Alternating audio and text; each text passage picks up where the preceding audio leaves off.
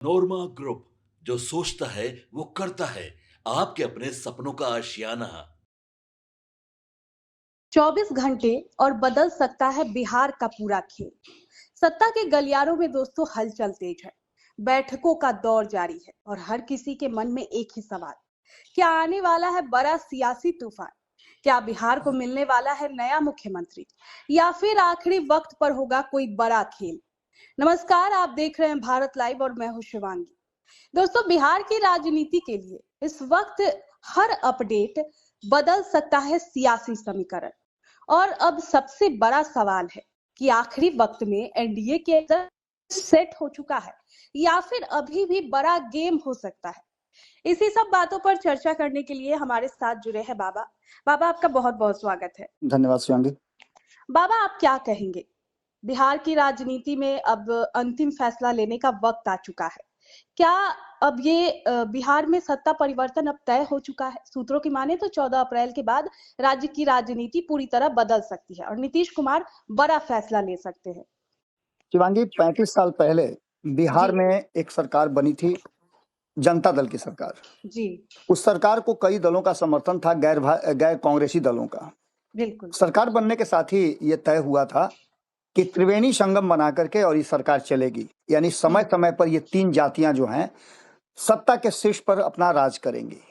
पहले यादवों को दिया गया, जो सबसे बड़ी संख्या में थे। उसके बाद कुशवाहा का नंबर था, लेकिन उसमें नीतीश कुमार को स्थान दिया गया, चूंकि लौकुश समीकरण के सबसे बड़े नेता तब नीतीश कुमार थे। जी अब कुशवाहा का नंबर है। ये तो वो बातें हो गई जो 1990 में तय की गई थी। लेकिन अब बिहार में भारतीय जनता पार्टी के मुख्यमंत्री बनाने और भारतीय जनता पार्टी को बड़ा भाई बनाने में कहीं ना कहीं ये कवायद शुरू हो चुकी है और इसको लेकर के कई तरह की चर्चाएं भी चल रही हैं। इसमें नीतीश कुमार की भूमिका सबसे महत्वपूर्ण है।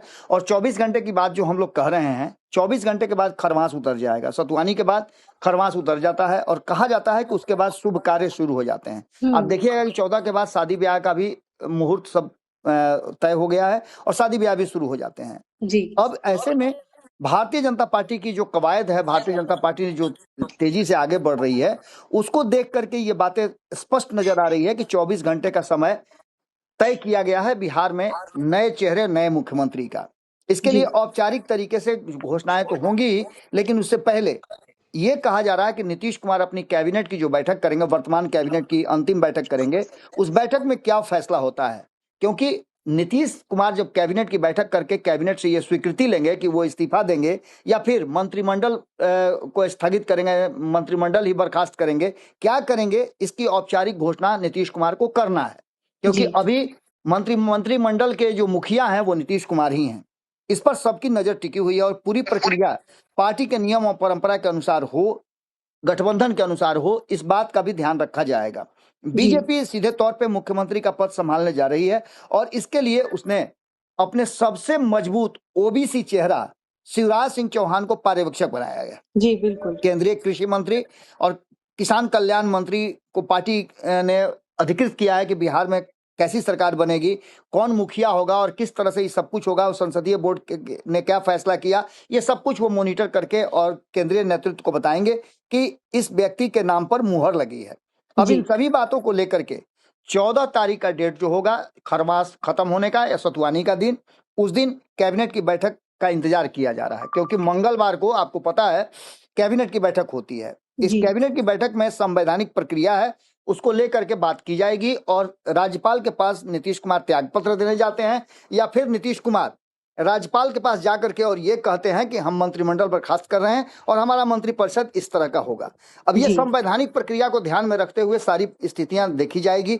14 तारीख को नीतीश कुमार त्यागपत्र की पेशकश कर सकते हैं, क्योंकि अब इसमें कोई संशय जैसी चीज नजर नहीं आ रही है।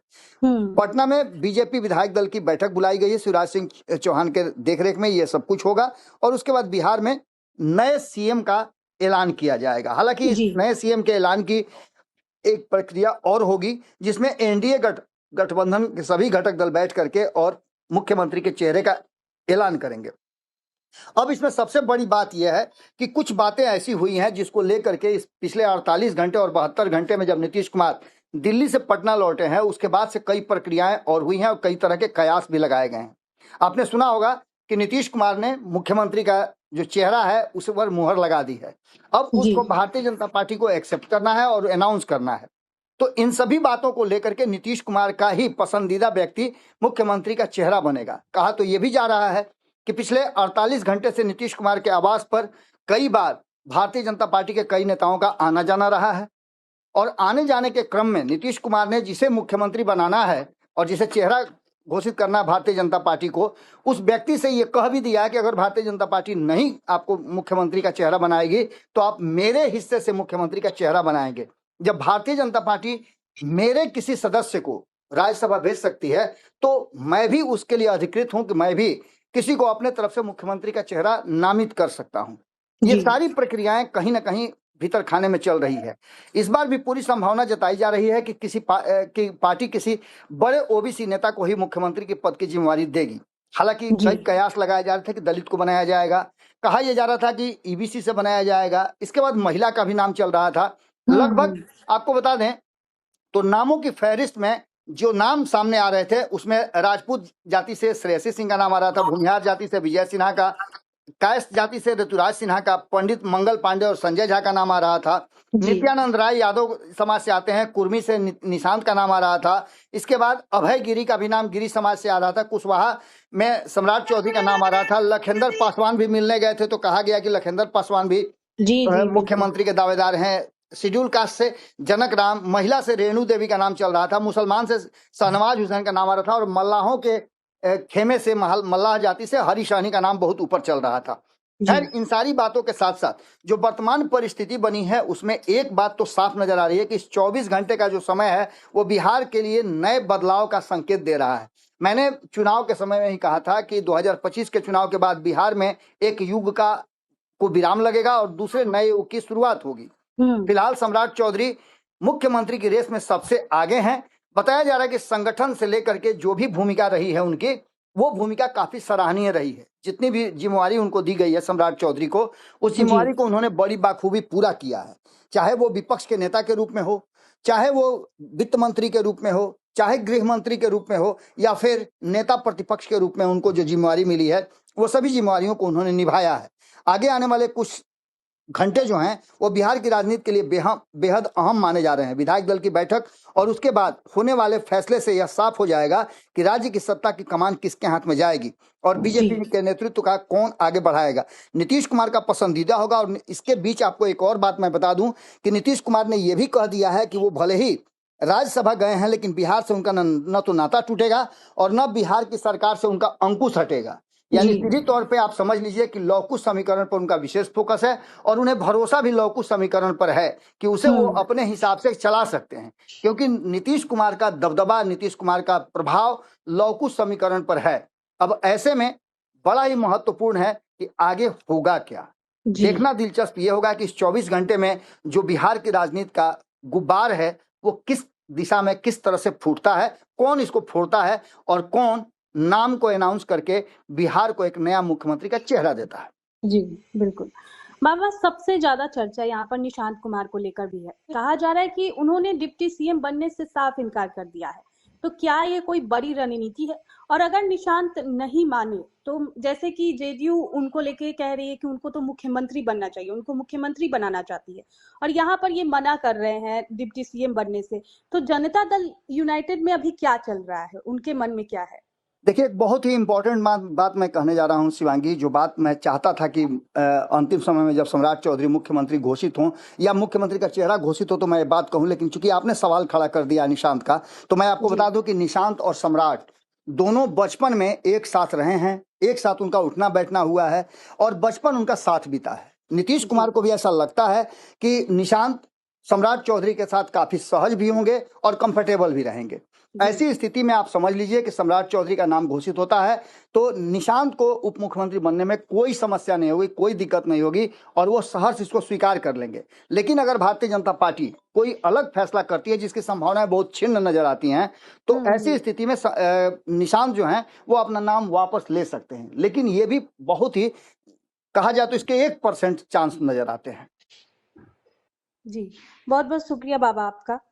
तो दोस्तों, बिहार के लिए अगले कुछ घंटे बहुत ही महत्वपूर्ण होने वाला है। अब देखना ये होगा कि नीतीश कुमार आखिरी वक्त में क्या कुछ फैसला लेते हैं। आगे की हर अपडेट हम आपको देते रहेंगे। अभी के लिए इतना ही। देखते रहिए भारत लाइव। आपके सपनों को हमने सजाया है, ई होम्स पैनोरमा को हमने बनाया है। ई होम्स मेरा एक सपना था जिसपे मैं पिछले 4 साल से काम कर रहा था। हमने जो बनाया है वो सबने है माना। ई होम्स पैनोरमा में हो आपका भी आशियाना। और फाइनली हमने 2021 में इस प्रोजेक्ट को लॉन्च किया। बहुत लोग अप्रिशिएट कर रहे हैं कि पूर्णिया जैसे शहर में, बिहार के, एक तो बिहार की बात करें उसमें भी पूर्णिया जैसे छोटे जगह में इस तरह का लाइफस्टाइल देना, ये सुन के हम लोगों को बहुत अच्छा लगता है। ई होम्स में हमने कुछ और भी किया है, जैसे हम जिस जगह में रह रहे हैं हमारे फैमिली सिक्योर हो, उनको सिक्योरिटी का ध्यान में रखा है। आपकी सुविधा और सुरक्षा आपके लिए खास है, ये आपका विश्वास है। इसमें आर्टिफिशियल इंटेलिजेंस का 7 लेयर सिक्योरिटी का हमने इस्तेमाल किया है। लस ग्रीन कैंपस को बनाया है। यदि हमारा बाउंड्री वाल है तो वो वर्टिकल गार्डन है। ये जितनी भी फैसिलिटी होता है एक इंटरनेशनल टाउनशिप में ई होम्स है, ये हम लोग विश्वास नहीं कर पा रहे हैं। जो भी हमारे मित्र दोस्त या जो भी हमारे बाहर आते हैं तो हम लोग को बहुत अच्छा सुनने को मिलता है और बहुत अच्छा क्रेडिट मिल रहा है। वो सारा हमने सिर्फ एक बिल्डिंग नहीं बनाया, हमें एक बहुत अच्छा लाइफस्टाइल दिया ई होम्स में, और मेरा एक सपना था जिसको मैं आज फुलफिल होते हुए देख रहा हूँ। ये आपका आवास है। ई होम्स पैनोरमा में अब आपका निवास है। E homes Panorama, luxurious lifestyle redefined. Panorama group, जो सोचता है वो करता है। अगर ये वीडियो पसंद आई और वह बिहार के राजनीति और बिहारियत से सरोकार रखेनी तो सब्सक्राइब बटन दबा के चैनल के सब्सक्राइब कर ली। ओजे एगो घंटी बा, ओकरा बटन दबा देला से कुल सटीक और मारक खबर रुआ मुफ्त में मिल जाई। अगर रुआ पत्रकारिता के हमनी के नया प्रयोग में सहयोग कर चाहतानी तो ज्वाइन बटन दबा दी। पेटीएम नंबर नोट कर ली 9386816700।